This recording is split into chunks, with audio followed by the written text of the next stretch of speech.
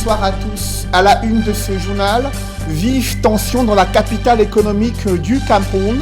Des commerçants aux abois dénoncent des tracasseries administratives, la surenchère des taxes et des contrôles intempestifs dans certains secteurs d'activité. Leurs dénonciations ont engendré des altercations entre agents publics, forces de maintien de l'ordre et acteurs économiques. Nous en parlons en tout début de ce journal. Interpellé sur la dégradation criarde des infrastructures et l'insécurité routière grandissante, le ministre des Travaux publics, son collègue chargé des Transports et le secrétaire d'État chargé de la gendarmerie étaient sur le grill à l'Assemblée nationale. Face aux questions orales des députés, ils ont presque reconnu tous des dysfonctionnements et des insuffisances dans les politiques publiques mises en place jusqu'ici. Vous les écouterez au cœur de ce journal.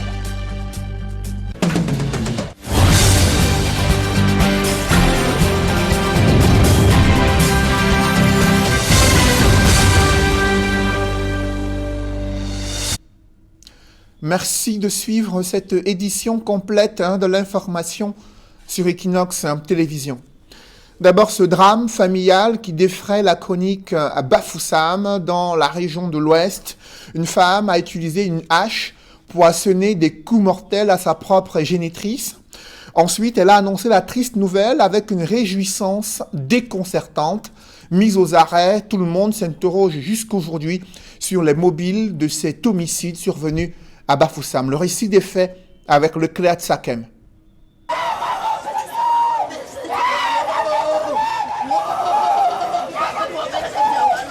C'est sur ce canapé que veuve Moshe Marthe a poussé son dernier souffle sur terre. Son bourreau n'est autre que sa fille Karine Mambé venue de Douala, où elle vend les beignets se faire soigner à Bafoussam.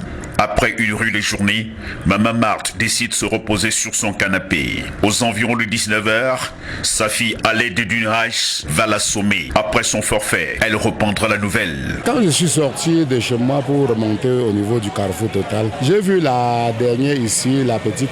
Elle me dit que j'ai tué. J'ai dit que vous avez tué qui? Il dit que la mère, j'ai fini avec elle. C'est depuis un certain temps qu'elle me dérange.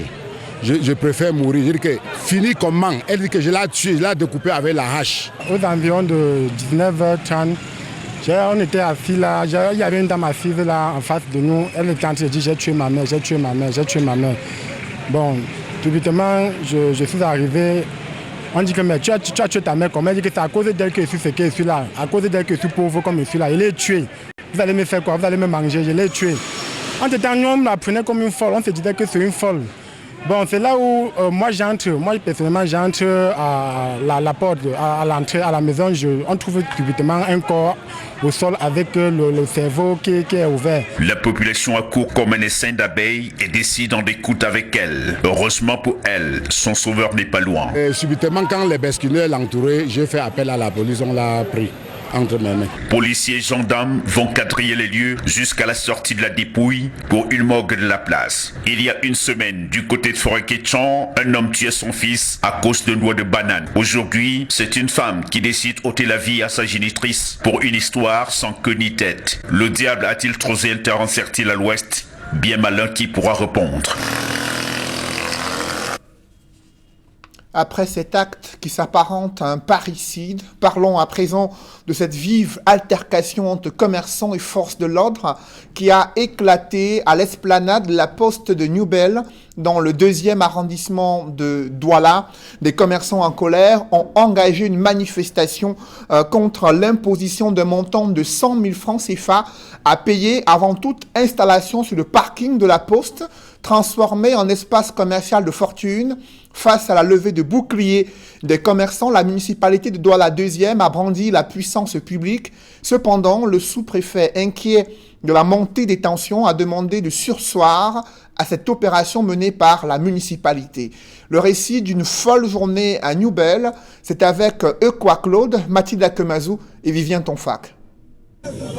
Activité morte à l'esplanade de la poste de Newbel pendant une bonne partie de la journée du mercredi 24 mars 2021. Pas de comptoir, ni de commerçants proposant leurs articles. En leur lieu et place, ce camion de la police anti-émeute, des éléments de la police nationale, ainsi que ceux de la police municipale de Douala 2e. Ils ont été déployés ici au lever du jour pour chasser de force les hommes et femmes qui cherchaient leur pitance sur cet espace. Nous sommes arrivés ici très tôt ce matin. La police a tiré sur ma collègue. Je suis entré de l'hôpital avec ma collègue. La balle est dans sa main. On l'a amené à l'hôpital. Ils ont demandé d'aller à la gendarmerie signaler qu'on a tiré sur sa main. La pomme de discorde, c'est la somme de 100 000 francs CFA qui serait exigée à chaque commerçant par la commune de Douala 2e pour occuper un espace d'1 mètre carré. Ça fait aussi 15 ans que moi je vends sur ce site. Bon, la mairie a décidé l'autre jour qu'ils sont venus là tracer le site. 1 mètre carré à 100 000 francs. La commune parle plutôt de la nécessité de mieux organiser un espace où le désordre avait fait son lit et nie en bloc les accusations relatives à la somme de 100 000 francs CFA qu'elle exigerait. Il s'agit de recaser l'ensemble des commerçants qui occupaient déjà l'espace de façon anarchique et ceux qui sont installés sur la chaussée. Enregistrement, demandait juste à venir avec sa carte et puis avec la photocopie de sa carte d'identité et puis les preuves de paiement de ses impôts. Dans la somme de 100 000 francs contre le bateau, est-ce qu'il ne fallait pas payer ça? Non, je ne pense pas. Les commerçants chassés soupçonnent les plus nantis installés dans le marché central de tirer les ficelles dans l'ombre. Nous, les femmes qui vendent ici, qui font le marché noir ici, sont venues occuper nos places et payer 100 000 francs par carreau. Et nous n'avons pas d'argent pour payer 100 000 francs. Parce que nous payons un paquet d'habits à 30 000. On vend pour avoir 500. Au cours d'une manifestation spontanée, les commerçants ont brandi des pancartes appelant le chef de l'État à la rescousse. Ces manifestations ont été dispersées à l'aide des coups de feu et des jets de gaz lacrymogènes.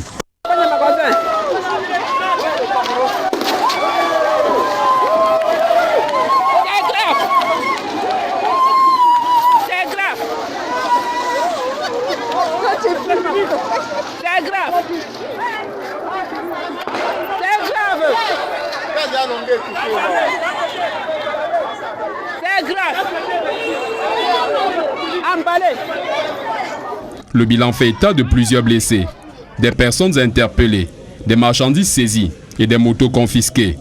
Rendus à la sous-préfecture de Douala 2e, les commerçants mécontents ont été invités à retourner chacun sur l'espace qu'ils occupaient en attendant les résolutions d'une réunion de crise convoquée. Le sous-préfet se dit d'ailleurs surpris qu'une telle initiative soit engagée sur le domaine public, sans concertation préalable avec les autorités administratives et d'autres parties prenantes.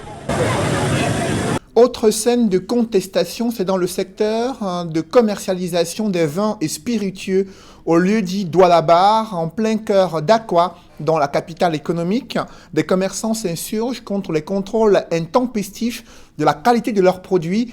Ils dénoncent une énorme pression visant à les contraindre de poser des actes de corruption, alors que les agents publics affirment qu'ils jouent des gendarmes. Les différents acteurs économiques reprochent au pouvoir public d'ignorer les vrais acteurs de la contrefaçon qui font prospérer leurs activités au niveau des frontières terrestres et maritimes du Cameroun. Reportage d'Alastiana et Xavier Foka. Ici, le lieu dit Douala Bar, à Aqua, en plein cœur de la ville de Douala. Un lieu réputé pour la vente de toutes sortes de liqueurs, de vins et autres boissons. Les commerçants ici ont eu ce mardi, et ce pour la 3e fois en un mois, la visite des agents du ministère du Commerce, chargés du contrôle des prix et de la qualité des produits. Une action qui pose plus d'un problème, selon ces commerçants. La fréquence est telle qu'on ne peut plus en dire long parce que c'est énorme. Il y a 2 semaines, il y avait un contrôle du même genre, les mêmes personnes, le même document, même s'il y a quelques visages qu'on n'avait pas encore vu par le passé. Mais la vérité, c'est que c'est la même nature de contrôle. Un autre problème relevé par ces commerçants, c'est la qualité des contrôles effectués. Parfois, ils nous présentent d'autres missions et dans l'ordre de mission, on peut demander d'aller contrôler par exemple le prix. Puis les voir contrôler autre chose que le prix. C'est ça qu'on ne s'accorde pas parfois.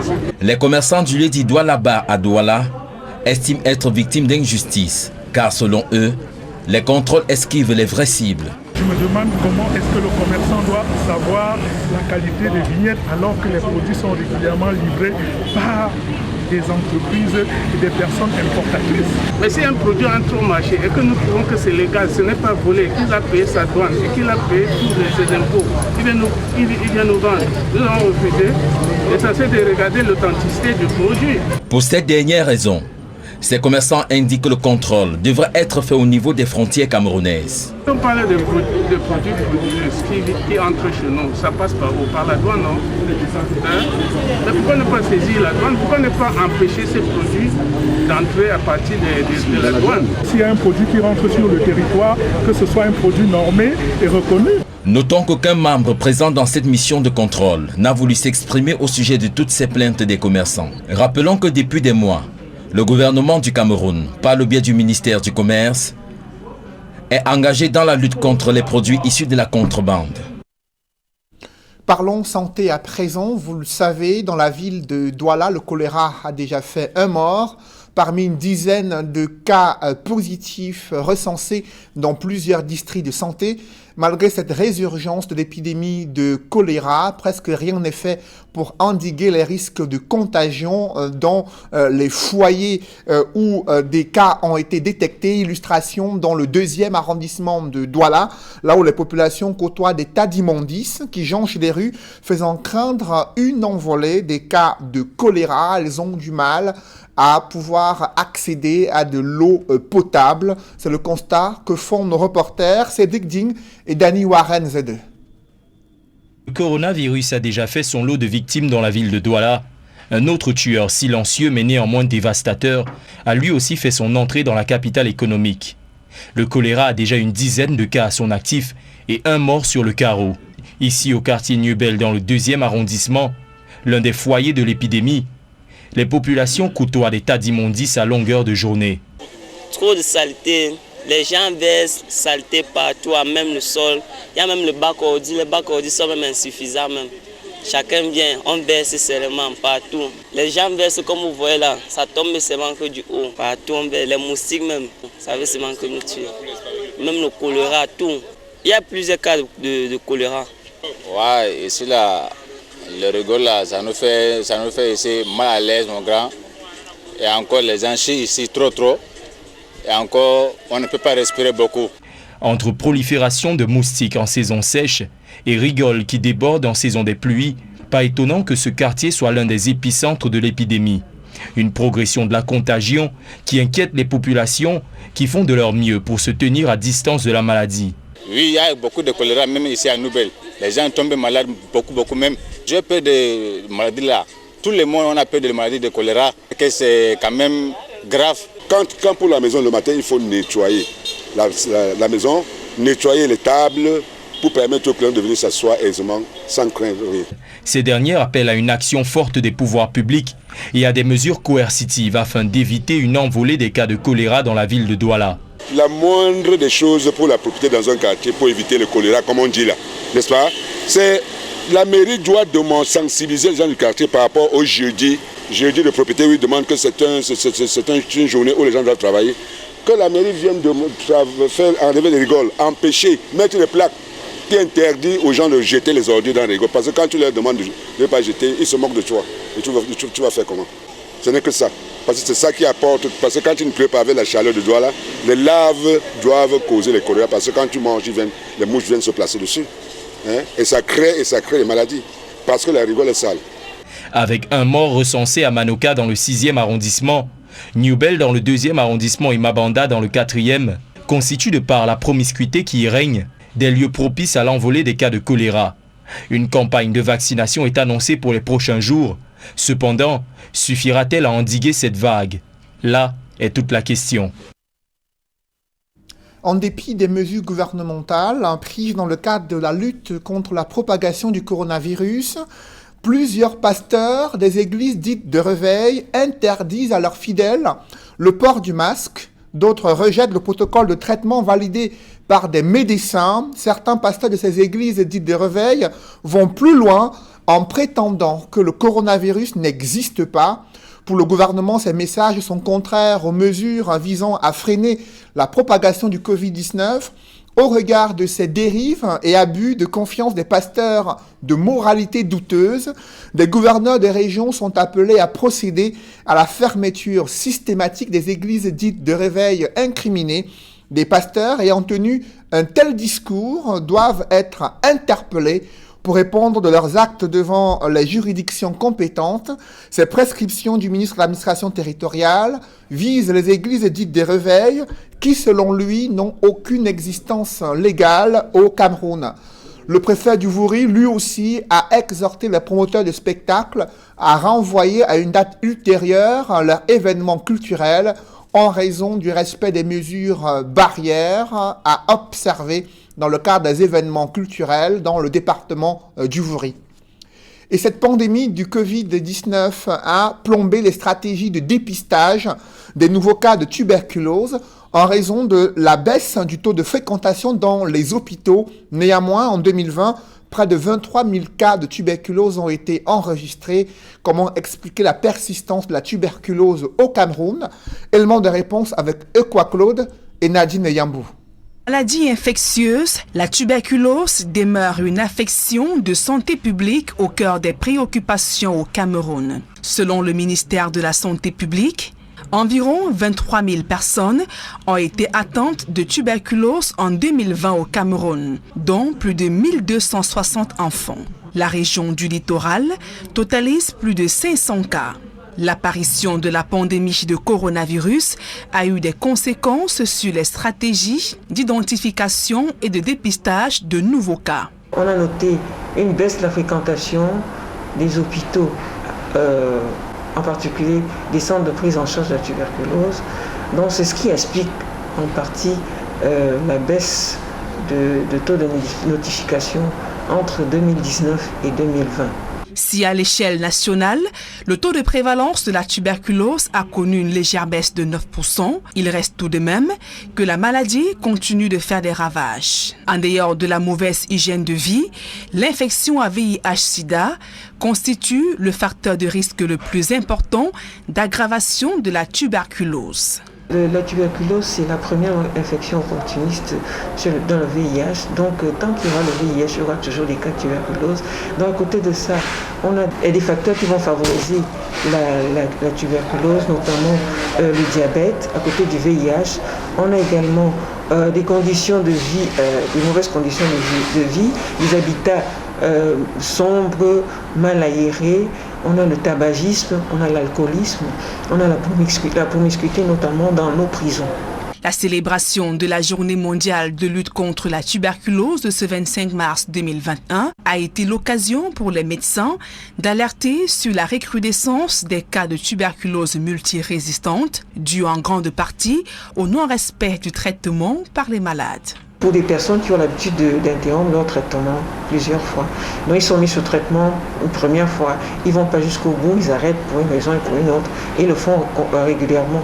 Ces patients s'exposent très souvent à la tuberculose multirésistante. C'est une forme de tuberculose plus grave, elle ne répond pas aux médicaments usuels qu'on utilise. Donc on utilise d'autres médicaments qui sont coûteux et puis parfois avec beaucoup d'effets indésirables. Selon des spécialistes des maladies respiratoires, le vaccin du BCG contre la tuberculose permet de mettre à l'abri des formes graves. Mais il est possible pour toute personne, bien qu'étant vaccinée, de se faire infecter. D'où l'appel à adopter une hygiène de vie saine et d'assainir son environnement immédiat. Des centaines de familles désormais sans abri dans le département du Mungo. Elles ont été victimes de graves inondations à la suite des pluies diluviennes qui se sont abattues il y a quelques jours. Dépourvues de leurs biens, elles interpellent les pouvoirs publics et lancent un cri de détresse. Dans ce reportage signé Isabelle Carole Zoupet. Une vingtaine de domiciles complètement détruits, des meubles endommagés et plusieurs biens emportés par les eaux.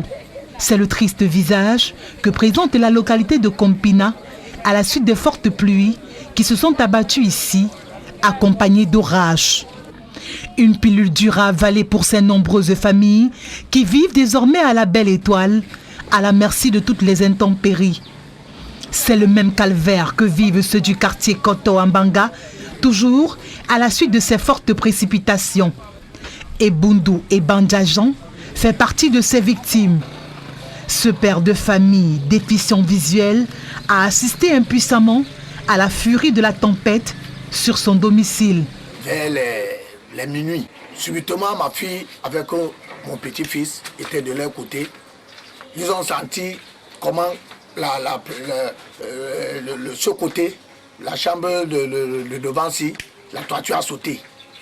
L'eau, comment déjà entrer, nous-mêmes, ça nous menaçait déjà dans la chambre, mais on ne sentait pas encore. Comme moi, je ne vois pas, je ne voyais rien. C'est ma femme qui voyait maintenant comment la toiture bougeait, ça monte, ça descend, ça monte, ça descend. Elle s'est mise à crier, elle s'est mise à... C'est là alors que ce grand vent a porté toute la toiture, aller jeter chez le voisin. D'un habitant à un autre, c'est le même désarroi. Une vieille maman de mon âge qui n'a ni mari ni enfant. Voici ma maison que la pluie a détruite. Je vais aller où? Je supplie les autorités de m'aider. Je n'ai pas où dormir. Voici le peu de choses que j'ai pu sauver. Descendu sur le terrain pour évaluer les dégâts, les autorités ont pris des mesures pour apaiser les populations. En collaboration avec l'autorité municipale et les autres forces vives, de prendre les mesures conservatoires telles que les salles de classe et certaines salles dans les hôpitaux pour faire habiter, pour accueillir les familles qui sont sans abri. Nous avons aussi profité de la descente du constat des dégâts, surtout recensés les dégâts matériels les plus importants. À peine la saison de pluie a-t-elle démarré que le cauchemar des inondations est de retour. Au regard de ces catastrophes naturelles, un constat se dégage. Le matériel météorologique est encore obsolète pour doter les populations des prévisions fiables afin de se prémunir contre ces catastrophes et également permettre aux agriculteurs et autres acteurs économiques d'avoir des données indispensables pour mener à bien leur activité. Les acteurs de la météorologie s'accordent sur la nécessité de revoir la stratégie globale et exhortent le gouvernement à donner plus de moyens pour analyser et diffuser des meilleures informations sur les changements climatiques au Cameroun. D'autres détails avec Georges Mitterrandam et Donald Brice Kamgan. Des images aux allures de l'apocalypse. L'actualité en offre à suffire ces dernières années au Cameroun. Inondations, vents violents, pluies torrentielles. Des phénomènes naturels qui rappellent l'importance de l'information météorologique dans les activités humaines courantes. On n'a pas la prétention ici de dire qu'on va stopper les catastrophes naturelles. Mais ce qu'on essaye de faire, c'est de les prévenir par la communication, par l'information météorologique, la prévision météorologique. Ça, c'est la première chose. La deuxième chose, c'est de réduire la vulnérabilité des populations face, n'est-ce pas, au risque de survenance de catastrophes. Avec 20 stations météo déployées à travers le territoire national, une direction dédiée, le Cameroun, à travers le ministère des Transports, donne des réponses aux défis climatiques, un rôle indispensable dans les activités humaines. Il est fondamental aujourd'hui que les consignes météorologiques dans le processus de sûreté et de sécurité des opérations aériennes est indéniable et fondamental. Qu'au niveau de la sécurité routière, la météorologie est très importante parce que vous savez très bien qu'en temps de pluie, l'attitude au volant n'est pas la même qu'en temps clément. Il est donc fortement recommandé aujourd'hui à nos automobilistes, surtout avec la résurgence des accidents de la circulation, de prendre en considération le temps dans l'attitude au volant. Le transport aérien, maritime et terrestre, mais également les activités agricoles. Sur ce plan, les pertes enregistrées chez les agriculteurs en raison des phénomènes naturels violents soulignent l'urgence pour les populations à rester attentives à l'information météorologique. Comprendre les phénomènes météorologiques et climatiques nécessite l'apport de tous et de chacun. Protéger les personnes et des biens, faciliter la prise de décision et aider les populations à renforcer leur capacité d'adaptation au changement climatique constitue pour notre société et pour les générations à venir un impératif majeur. En 2021, l'Organisation météorologique mondiale a insisté à l'occasion de la 61e journée de la météorologie sur la fonction régulatrice de l'océan pour le climat et le temps. La réflexion régionale dans le littoral a par ailleurs mis en avant le rôle capital de la recherche pour le renforcement de la fiabilité des données météo au bénéfice des populations. La lutte contre le terrorisme dans la bande sahélienne du Cameroun est une préoccupation pour de nombreux pays d'Afrique subsaharienne. Le ministre algérien des Affaires étrangères en a parlé avec le chef de l'État du Cameroun lors d'une audience qu'il lui a accordée durant près d'une heure au Palais de l'Unité à Yaoundé. Le ministre des Affaires étrangères de l'Algérie, émissaire du président algérien, a discuté pendant près d'une heure avec le chef de l'État sur les principaux sujets d'intérêt commun au niveau continental et de la coopération bilatérale. Selon la présidence de la République, ils ont évoqué les défis de l'heure, notamment la paix, la sécurité et la stabilité, avec un accent particulier sur la lutte contre le terrorisme. Et au plan économique, les avantages de la zone de libre-échange continentale africaine ont été évoqués. L'émissaire algérien a dit avoir été fortement édifié sur tous les sujets abordés. Il a également regretté le contexte sanitaire actuel, marqué par la pandémie de Covid-19, qui ne soit pas favorable à l'avancement de certains projets d'intérêt commun. Et il espère que la coopération entre Alger et Yaoundé repartira de plus belle, car l'ambition et la résilience existent et des immenses potentialités entre les deux pays permettront de renforcer la coopération africaine, a-t-il indiqué après cette audience d'une heure que le chef de l'État du Cameroun, Paul Biya, lui a accordée. Parlons à présent de ces questions orales adressées aux membres du gouvernement concernant la dégradation des infrastructures et l'insécurité routière. Le ministre des Travaux publics, Emmanuel Ngannou-Djoumessi, reconnaît que le parc routier ne cesse de se dégrader au quotidien.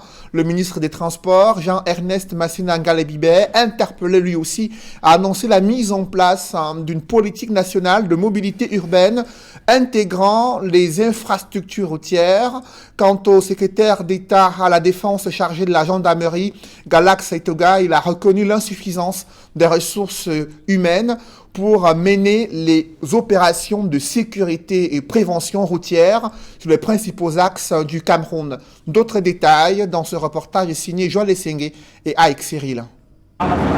Il a beaucoup été question de route dans les échanges entre les membres du gouvernement et les représentants du peuple à l'Assemblée nationale. Répondant aux questions des députés, le ministre des Travaux publics reconnaît que la qualité des routes ne paye pas de mine au Cameroun. Environ 45,30% des routes nationales sont en bon état. 42,53% sont dans un état moyen. Les routes régionales, elles, ont un linéaire de 13 680 km, dont 27,23% sont en bon état et 47,99% en état moyen. La plupart de ces routes en état moyen ou en mauvais état sont des routes en terre dont le rythme de dégradation est assez soutenu.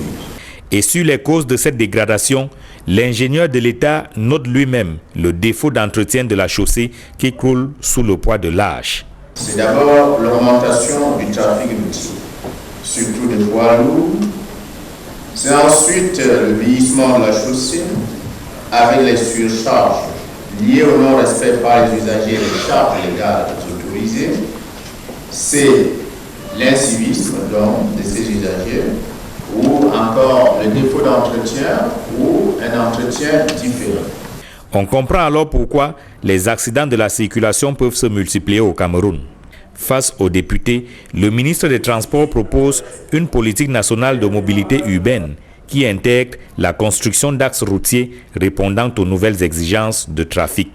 La construction des axes routiers mieux adaptés au volume du trafic, dotés des systèmes de gestion de transport intelligents et tenant compte des données prévisionnelles liées au boom démographique. le gouvernement envisage la mise en œuvre de la politique nationale de mobilité urbaine qui permettra la construction des routes tenant compte des usagers vulnérables et des véhicules de transport de masse. Également dans le viseur du ministre des Transports, les centres de visite technique qui, selon Jean-Ernest Massenangale Bibéhe, brillent plutôt par des contrôles de visite automobile fantaisistes. Il a été constaté que l'activité de contrôle technique au Cameroun était sujette à de nombreux dysfonctionnements, manquements et insuffisances, liés en majeure partie au problème de sécurisation du processus du contrôle technique et de la délivrance de la vignette technique, de visite technique. Face à ce qu'elle considère comme de la délinquance routière, la gendarmerie nationale avoue son incapacité à placer un gendarme derrière chaque usager de la route. Le CERT est résolu finalement à organiser des patrouilles de contrôle des flux routiers. Conscient de l'impossibilité de mettre un gendarme à chaque kilomètre et au regard de l'exigence d'une réduction du nombre de contrôles routiers, nous mettons en œuvre à titre principal sur l'axe routier Yaoundé-Douala pour un début des patrouilles routières motorisées de contrôle des flux routiers. Ce sont de nouvelles unités qui ont pour mission de sillonner nos routes en permanence pour traquer les délinquants routiers. Afin d'être plus efficace, affirme le secrétaire d'État à la Défense chargé de la gendarmerie, des opérations spéciales de sécurité routière, dénommées campagnes de contrôle, surveillance, répression, sont organisées depuis 2011. Elles sont déployées en priorité sur les axes interurbains du triangle Yaoundé, Douala, Bafoussam, Yaoundé, qui enregistrent, au regard des statistiques, le plus grand nombre de morts sur nos routes. Les usagers de la route pris en infraction peuvent soit s'acquitter de l'amende forfaitaire conséquente, soit se faire entendre sur procès verbal à transmettre au parquet d'instance territorialement compétent pour la suite de la procédure. À l'ouverture de la session parlementaire, les députés avaient annoncé qu'ils mettront un accent sur le contrôle de l'action gouvernementale. C'est le grand oral désormais à l'Assemblée nationale. Dans les réponses juridiques. L'homme politique et maire de Njombe Pendia, Paul-Éric Kingé, a rejoint ce jour la terre de ses ancêtres. C'était lors d'une journée, une inhumation qui a mobilisé les populations, beaucoup de tristesse, d'émotion. Cela a même failli dégénérer lorsque les populations ont senti qu'il y avait un protocole visant à les éloigner de la dépouille de l'illustre disparu. Le récit de ce dernier voyage, c'est avec Dallas Kana, Jacques Molon et Kediara.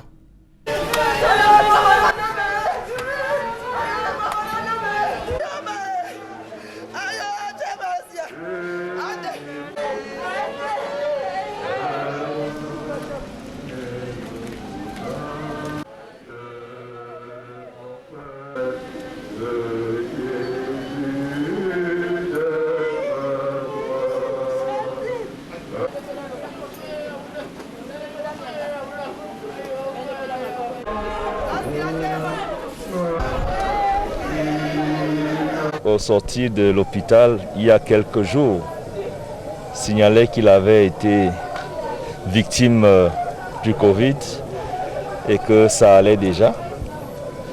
Et il a replongé pour que cette fois-ci, la mort ait raison de lui. Mais nous retenons de lui un homme politique qui a animé la scène politique camerounaise et nous pouvons simplement transmettre par cette voie les condoléances de la République à la famille éplorée. Vous le voyez, ces images à Njombe Pendia de la foule des populations qui se sont mobilisées pour rendre un dernier hommage à Paul-Éric Kingé, des pleurs qui ont résonné durant cette inhumation du maire de Njombe Pendia, ancien directeur de campagne électorale de Maurice Kamto et qui s'était présenté aux dernières élections municipales remportant haut la main l'élection en tant que maire de Njombe Penja. Les populations qui ont lancé des projectiles sur le cortège funèbre lorsqu'elles ont senti qu'elles étaient mises à l'écart dans cette dernière marche vers l'inhumation de Paul-Éric Kingé. Les esprits surchauffés se sont calmés après de multiples négociations et finalement il a été porté en terre en présence des autorités administratives locales dans le département du Mungo.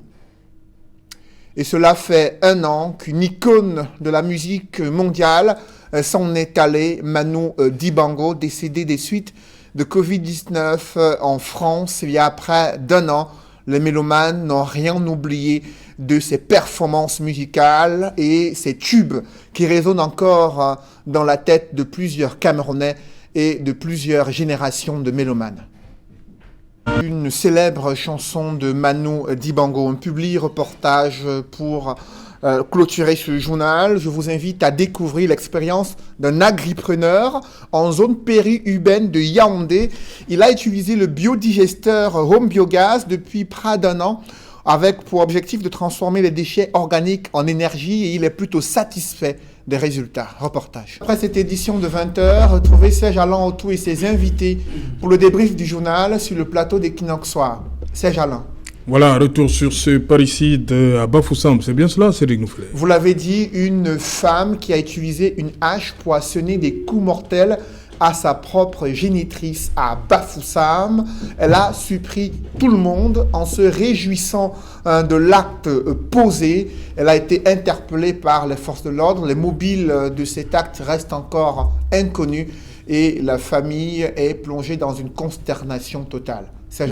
Voilà, madame, monsieur, c'est dans l'essentiel et qui nous soit deuxième partie. Bonne soirée à vous, Cédric. Je vous souhaite une bonne soirée, Serge Alain. Rendez-vous demain, 20h.